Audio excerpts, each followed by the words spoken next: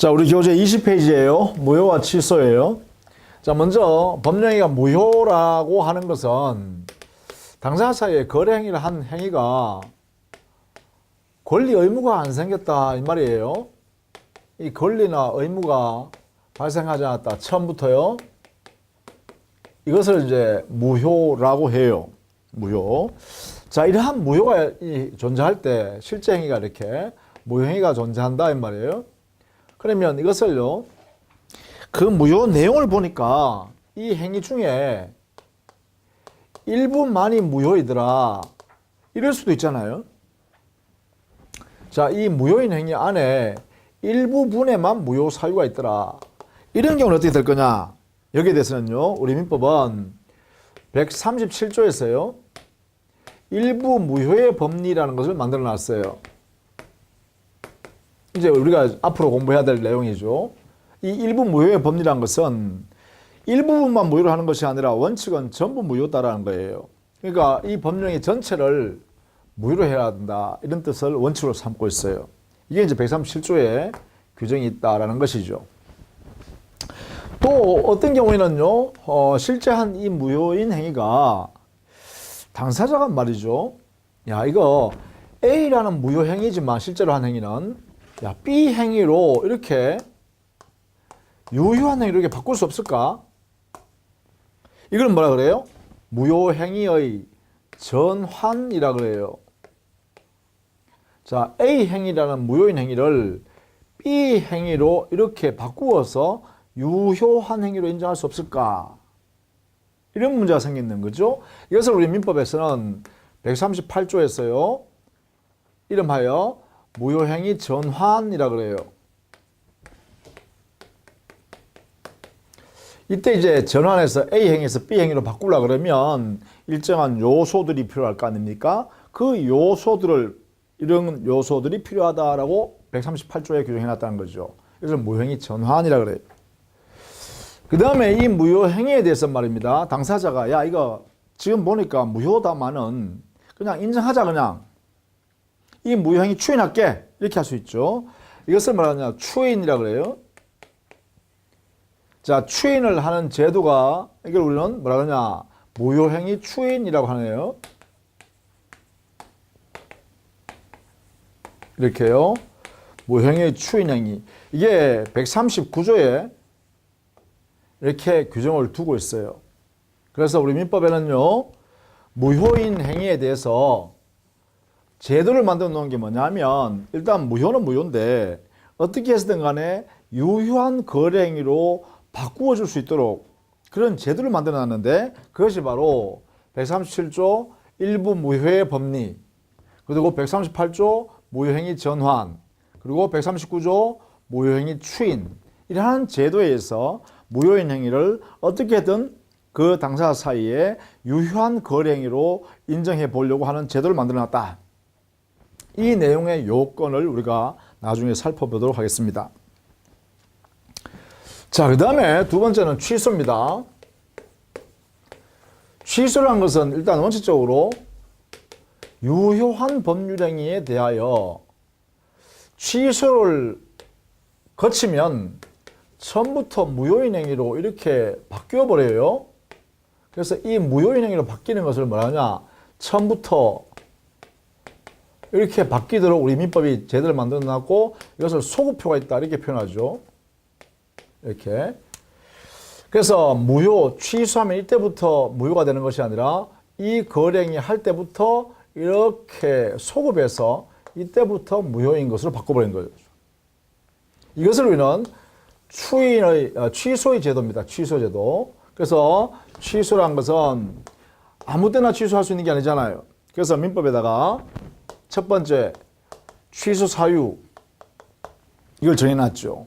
예를 들면 제한 능력자가 법정 대리인을 동의받지 않았다든가, 또 착오에 빠져서 의사표시했다든가, 또 타인으로부터 사기나 강박을 당해서 의사표시했다든가, 이런 경우에는 그 법률행위를 취소할 수 있어요. 그러나 취소하기 전까지는 유효한 상태입니다. 이렇게.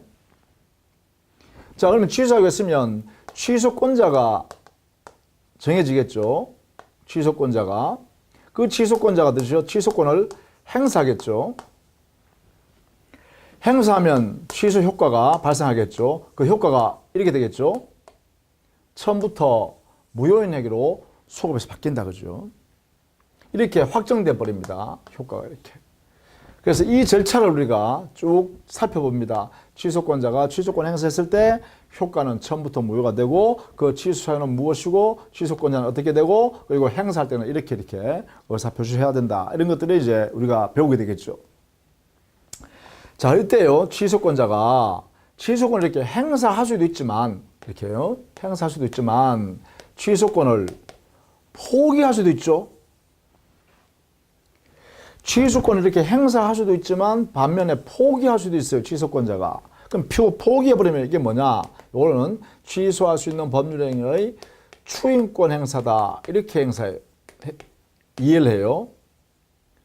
자, 취소권자가 자기가 가지고 있는 취소권을 포기해서 야, 이 거래행위는 그냥 그대로 유효두자. 즉 이렇게 추인권을 행사하면 이때 효과는 뭘까? 당해 법령에는 취소권이 없어졌기 때문에 유효한 행위로 확정돼 버립니다.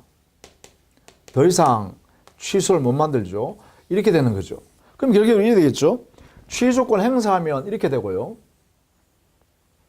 그 거래행위는 무효인 행위로 이렇게 바뀌고요. 만약에 취소권 행사하지 않고 취소권자가 취소권 포기할게라고 해서 추인권 행사해버리면 이렇게 바뀝니다.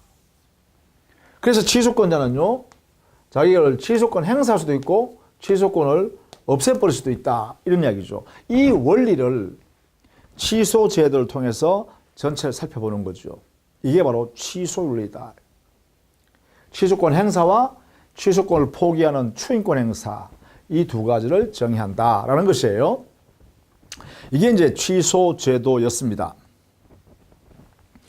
자, 그 다음에는요, 우리 민법에는 법령행위를 하면서 당해 법령으로부터 권리 의무가 발생하는 것을 일정한 제한을 가하고 싶을 때가 있겠죠. 당사자가. 그러면 당사자는요, 그 법률 행위에다가 행위로부터 발생하는 권리나 이 의무라는 효과를 제한하려고 여기다가 제한하는 내용을 붙일 수 있죠. 이렇게 덧붙일 수가 있습니다. 이 권리 의무를 제한하기 위해서 여기다가 행위할 때 붙일 수가 있어요. 이렇게 제한하기 위해서 효과인 권리 의무를 제한하기 위해서 붙이는 요 임의적으로 부과하는 거죠. 이 임의적 부과한 이 제한 내용이 바로 뭐냐? 이걸 우리는 부관이라고 한다 이 말입니다. 이렇게 해요. 자, 법률행위로부터 발생하는 권리나 의무라는 효과를 제한하기 위해서 당사자가 임의적으로 붙이는 것, 행위할 때 이러한 그것을 우리는 부관이라고 한다. 이 부관의 형태는 바로 조건이라는 것도 있고 기한이라는 것도 있다라는 것이죠. 자, 이렇게 임의적으로 부과한 내용의 조건과 기한이 그러면 어떤 내용이냐 봐야겠죠. 자, 조건이란 것은요, 원칙적으로 장래에 불확실한 사실에 당의 법령의 효력이 발생할 것인지 법령의 효력이 소멸할 것인지를 의존시켜 놓는 거예요. 그러면 이 조건이란 것은 기본적으로요, 성취 여부가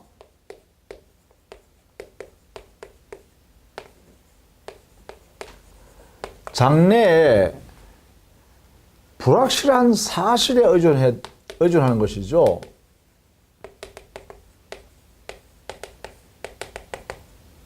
여기다가 의존시켜 놓는 것을 우리는 조건이라고 해요. 자, 장래에 불확실한 사실에 효력의 발생 소멸을 의존시켜 놓는 것을 말해요.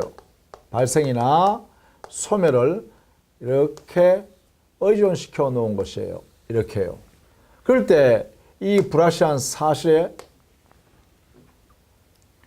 성취 여부에 당의 법률 행위의 효력의 운명을 좌우하게 하는 것이 바로 조건이다. 자, 이게 핵심이네요. 장래의 불확실한 사실에 효력 발생 여부가 의존되어 있는 이러한 내용을 조건부라고 해요. 그러니까 조건부로 법률했다. 예를 들면 이런 거 있죠. 내일 만약에 비가 온다면 또는요, 내일 만약에 눈이 온다면 그러면 내가 당신에게 차를 태워드리겠습니다. 뭐 이렇게요. 모시러 가겠습니다. 뭐 이렇게요. 그런 게 뭐예요? 전부 다 조건부예요. 왜냐하면 내일이 비가 올지 내일 눈이 올지 그래서 내일 가봐야 하는 거죠. 그게 뭐냐? 장래의 불확실한 사실이다 이 말이죠. 그럴 경우는 뭐라 하냐? 조건부다 이렇게 표현한 거예요. 조건부다. 그 다음에 기한을 그러면 뭐냐?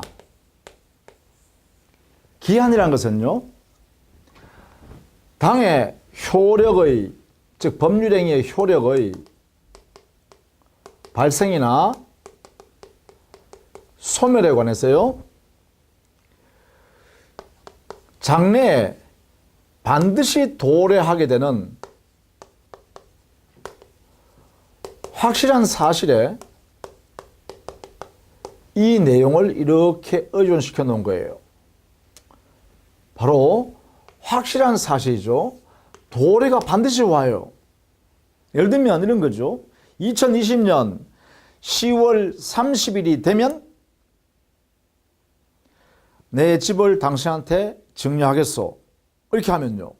자, 2020년 10월 30일이라는 것은 반드시 도래하죠. 이게 여기 돼요. 장래에 도래할 확실한 사실에 증여의 효력을 발생시키겠다. 이런 거잖아요. 그러면 여기에 있는 이 확실한 사실에 의존시켜 놓은 이걸 뭐라 그러냐? 기한부 법률행위다. 기한을 붙였다. 이렇게 하는 거예요. 기한. 이렇게. 또 이런 것도 있죠. 병이라는 사람이 사망한다면 내 재산 반을 떼가지고 나는 장학재단에 기부하겠습니다. 라고 장학재단과 약속했다. 자, 이것도 마찬가지죠. 병이라는 사람이 사망한다면 그게 뭐예요? 병은 확실히 사망하죠. 언젠가는 사망해요. 확실해요. 그럼 이것을 우리는 기한이라고 한다는 것이죠. 그래서 조건, 기한 이것을 알아두셔야겠다라는 것이에요. 조건, 기한. 자, 그런데 여기에 각각 효력 발생에 관하여, 효력 소멸에 관하여 각각 이렇게 의존시켜 줄 수 있죠. 그래서 이 조건이 효력 발생에 대하여 이러한 불확실한 사실이 이렇게 의존하게 되면 이것을 우리는 정지 조건이라고 하고 이렇게요. 그 다음에 그 효력의 소멸에 관해서 효력의 소멸에 관하여 불확실한 사실인 조건을 붙였다라고 하면 이것을 우리는 해제 조건을 붙였다 이렇게 하는 거죠. 그래서 정지 조건, 해제 조건 이렇게 해석한다는 것이죠. 이렇게요. 그 다음에 두 번째는요. 기한도 마찬가지예요.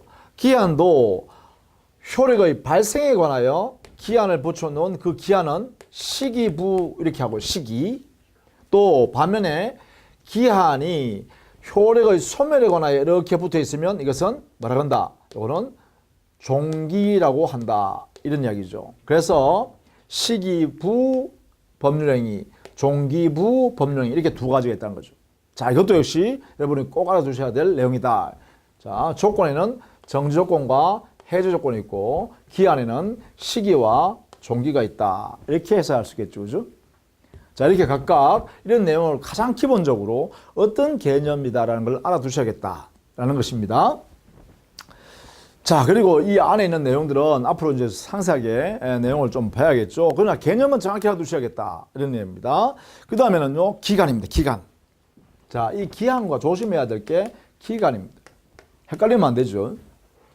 기간이란 것은 시간의 경과로서 어느 시점부터 어느 시점까지를 말합니다. 이것을 기간이라고 하죠. 이것을. 그래서 그죠? 따라서 시간의 경과를 말한다. 이래 되겠죠? 이 시점을 말하느냐? 이걸 우리는 기산점이라고 하고요. 여기에 끝나는 점을 우리는 만료점이라고 합니다. 이렇게. 따라서 기간은요, 반드시 기산점과 만료점이 있어요. 이렇게. 기산점과 만료점이 있다. 이렇게요. 자, 이때 이 기간에 관한 우리 민법 규정은요.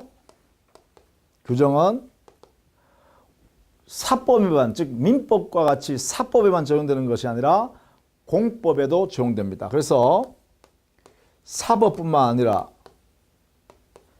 공법에도 적용된다. 공법에도 적용이 된다. 그러니까 통칙이다. 통칙. 기간 산정에서의 통칙이다. 그 다음에 이 규정은 그러나 임의 규정입니다. 강행 규정이 아니라 임의 규정이에요. 임의 법규인 임의 규정이니까 만약에 특별 규정을 두면 특칙이요. 이 특칙이 있으면 특칙이 우선합니다. 그래서 공법 같은 경우에는 주로 특칙 규정을 많이 둡니다. 공포를 하면서 이 본법은 언제부터 몇 월 며칠 날부터 시행한다 이렇게 정하죠. 그러면 그것이 특칙이니까 우선합니다. 이렇게. 자, 기간. 그 다음에는요. 이 기간 산정하는 방법이죠. 산정하는 방법인데요. 그 산정하는 방법은 다음과 같이 두 가지가 있습니다. 단기간을 산정할 때요. 보통 몇 시간, 몇 분간, 몇 초간 이렇게 산정할 때는 자연적 계산법으로서 즉시부터 계산합니다. 자연적 계산법으로서요. 기산점은 즉시부터 계산합니다. 즉시부터. 이렇게. 기산점을 이렇게 잡아요. 이렇게. 이에 반해서 장기간 계산할 때는요. 장기간이라는 것은 며칠간, 몇 주간, 몇 개월간 또는 몇 년간 이렇게 할 때 있죠. 일, 주, 월, 연을 단위로 이렇게 기간을 산정할 때는 이때는 달력을 가지고 합니다. 그것을 역법적 계산법이라고 그러죠. 달력에 따라서 계산한다. 그래서 계산법. 그래서 말입니다. 한 달 뭐 31일짜리도 있고 30일짜리도 있잖아요. 또 29일도 있고 28일도 있잖아요. 이런 거 따지지 않는다는 거죠. 역법적으로 한 달 이렇게 자른다는 거예요. 이때는 초일 불산입입니다.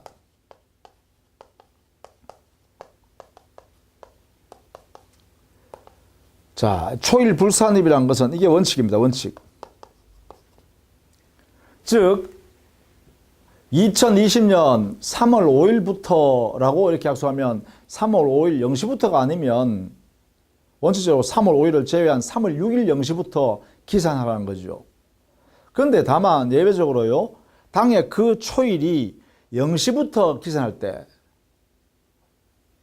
밤 12시 있죠. 0시부터 기산할 때는 산입한다는 예외는 있습니다.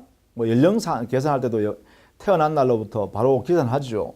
예외가 있습니다만 원칙은 초일 불산입이다. 이렇게 정리를 하시면 되겠죠. 자, 이렇게 해서 기산. 자, 기간을 정했습니다. 기간. 이 기간을 알았으니까 이제는 뭘 하냐? 바로 소멸시효에 관한 공부를 좀 해야 되겠습니다. 자, 소멸시효에 들어가기 전에 먼저 시효제도라는 걸 좀 이해해야겠는데, 시효. 이 시효라는 제도는요, 시간이 경과함으로써, 시간이 일정한 시간이 경과함으로써 법 효과를 부여하는 거예요. 그 효과 내용이 권리를 발생시키는 것도 있고, 권리 발생하면 사람이 취득하겠죠. 취득. 또 경우에 따라서는 권리가 소멸하는 것도 있어요. 이렇게. 자, 이때 시간이 경과함으로써 일정한 효과가 발생하는 시효제도에는 권리가 발생하는 것, 즉 권리 취득하는 것을 뭐라 그러냐? 이걸 시효취득이라 그래요. 또는 취득시효라 하기도 하죠. 이렇게. 그 다음에 권리가 소멸하는 경우는 이거는 시효소멸이라 그래요. 다른 말로 하면 소멸시효라 그러죠. 지금 우리가 보려는 제도가 바로 소멸시효제도잖아요. 여기에 취득시효는 물권법에서 규정을 두고 있어요. 물권법에서 소멸시효는요, 이것은 민법 총칙에 규정을 두고 있다 이 말이에요. 그러니까 지금부터 보려는 게 바로 이게 소멸시효인 민법 총칙에 있는 제도부터 먼저 보자라는 것이에요. 자, 소멸시효는 뭐냐? 자, 소멸시효라는 것은요, 일정한 시간이 경과하면 그 시간이 경과하는 동안에 권리자가 권리를 행사하지 않고 그냥 있으면 그 권리가 소멸한다는 거예요. 즉 이것을 정리해보면 특정된 권리를 행사하지 않고 있는 상태가, 불행사하고 있는 상태가 일정 기간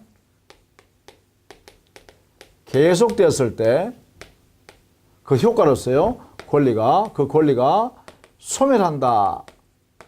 이런 제도를 소멸시효 제도라 그래요. 그러면 여기에 있는 어떤 권리가 불행사하는 상태가 일정 기간 계속된다. 이걸 우리는 소멸시효가 되기 위한 요건이라고 하고, 그 다음에 이러한 요건을 갖추었을 때는 이 권리가 소멸한다라는 것은 소멸시효 효과가 되겠죠. 그래서 요건과 효과를 구체적으로 보는 것이 우리 지금부터 보려는, 즉 우리가 보려는 내용이다. 그죠?